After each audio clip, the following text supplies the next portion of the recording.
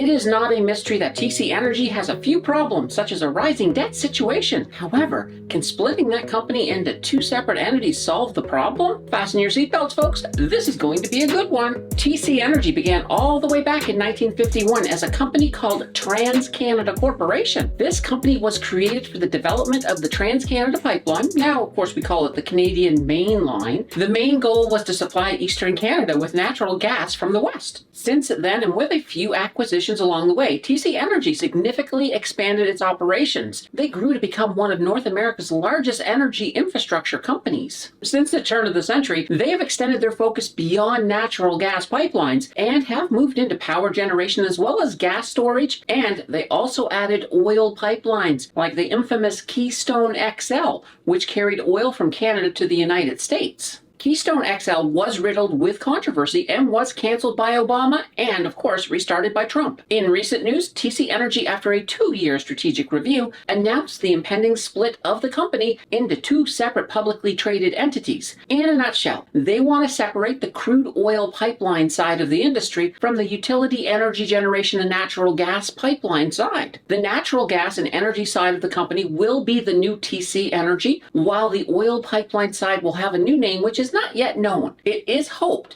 that this separation will help encourage faster growth as it focuses each company on larger shares of their key markets. The split is expected to be complete by the end of 2024, and it will see current shareholders being able to keep their current shares in TC Energy, and they will of course be awarded some new shares in the other company. How many of those new shares, that's yet to be decided. Join the conversation. Let us know in the comments if you hold any shares in TC Energy. Your participation is well appreciated. Don't forget to like and subscribe to stay up to date on future content, and a huge thank you for that click. The big question is, why are they doing this? We know that it could encourage growth, and that would be good for their debt situation if it allows them to have more revenue to get that under control. There is also the thought it can make sense from an ESG perspective. The bigger environmental concern will be the oil spinoff, but the new TC Energy will have less of an environmental concern. In the current time, we cannot really determine how these two companies will end up fundamentally, but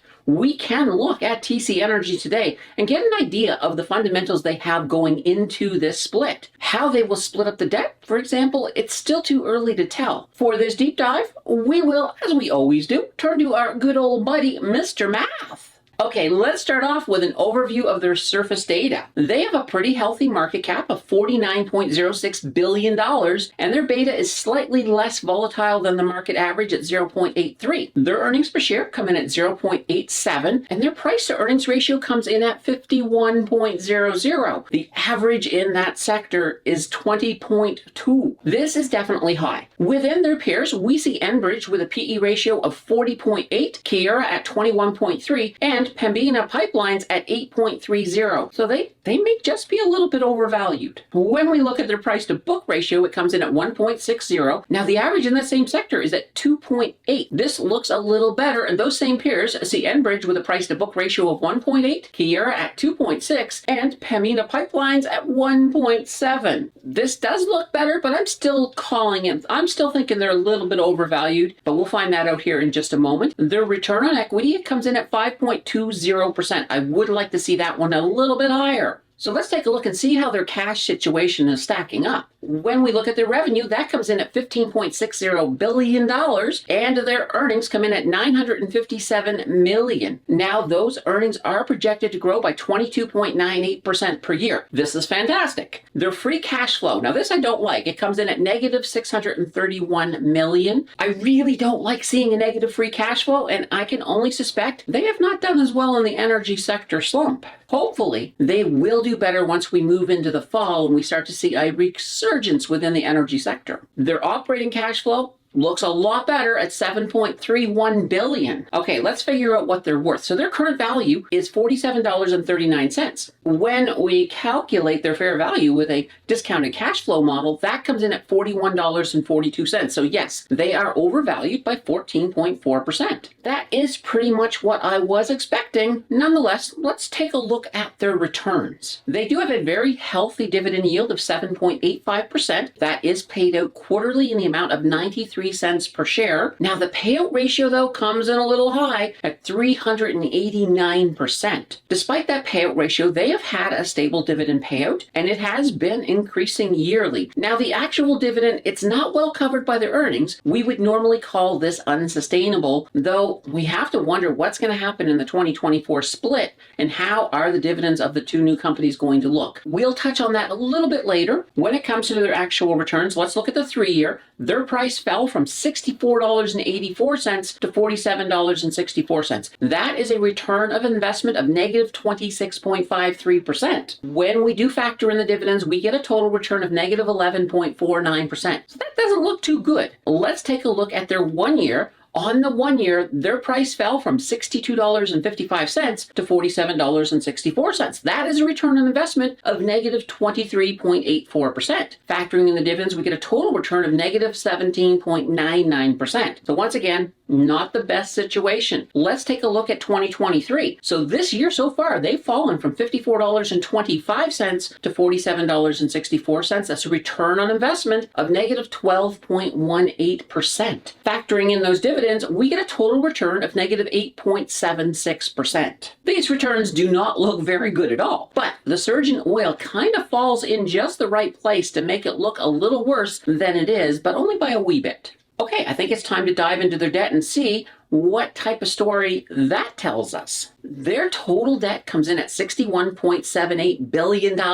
That's a lot. Their total equity comes in at $34.16 billion. That gives them a debt to equity ratio of 180.8%. That's a little high. I don't like that number. This debt to equity ratio has also been increasing. It has increased from 160.5% to, well, that 180.8% over the last 5 years. So they're moving in the wrong direction when it comes to debt. Now, they do have some cash and equivalents on hand. That comes in at $1.69 billion. Okay, let's take a look at the short term. In the short term, their assets come in at $7.62 billion. Their liabilities come in at $12.59 billion. When we switch over to long term, their assets come in at $109.41 billion, and their liabilities come in at $70.28 billion. That one's not so bad. Overall, I'm not a big fan of this debt situation. We are looking at a debt not well covered by their operating cash flow and a debt whose interest is just not well covered by their earnings before interest and taxes, our good old friend EBIT. So what is the final verdict? This one is not as straightforward as I would like it to be.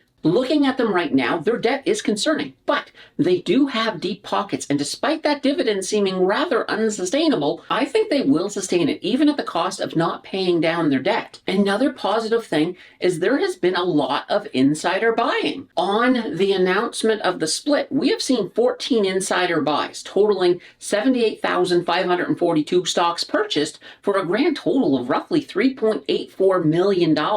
There are a lot of insiders feeling very confident in their company, and this is something I do like to see. On the downside, there has been some share dilution in the last year, and that is something I do not like to see. Recently, I did a deep dive on Enbridge, and I have to say, these numbers with TC Energy are not that far off, and that is, well, that's actually kind of reassuring on some level. If you are looking for a solid long-term investment, I do believe TC Energy is not a bad choice. They have debt problems, but I do think the split will help with that, and the natural gas and energy side may have more potential long-term, and that is not bad. The oil side, when spun off, may just end up being, well, a bonus. The dividend yield is higher than normal right now thanks to the slumping sector. So this is a good entry point for passive income investors. They are a solid foundation blue chip company, and I suspect their dividend is not going to get cut. So that is all on the plus side. Now, post-split, I have a feeling that the new TC Energy will be the horse to bet on. However, here is where it gets a little dicey. We do not know officially how the dividends will shake out with the split. I do think there is a good chance the new TC Energy will maintain the same dividend. But what will happen to the new company's dividend is still a mystery. They could have the same dividend, or maybe they lower it to allow shifting more of the debt onto the new company. Whatever happens, it will be very interesting to watch. If you are interested in this company or any other company you hear about on the YouTubes, be sure to do your due diligence before you shell out any cash. Keep the learning going. Watch my video on the $0 to $100,000 TFSA challenge linked on the left. Or test YouTube's recommendation skills by checking out the video on the right. Your choice will decide the winner, and I will see you in the next video.